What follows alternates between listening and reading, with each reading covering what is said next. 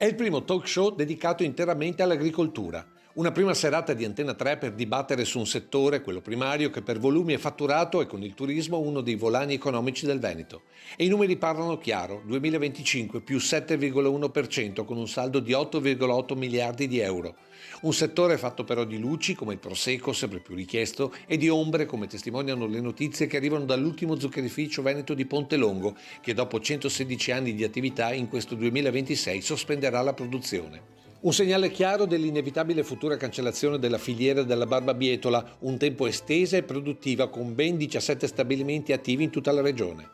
Dati e notizie che già appartengono da oltre 600 puntate al settimanale Agricoltura e che da mercoledì 25 febbraio diventeranno i temi del dibattito nella prima serata di Antena 3. Con i protagonisti in studio tratteremo tutti i temi d'attualità del mondo agricolo, ma anche della pesca e dell'ambiente, dall'utilizzo dell'acqua alla gestione dei boschi legati al cambiamento climatico sotto gli occhi di tutti.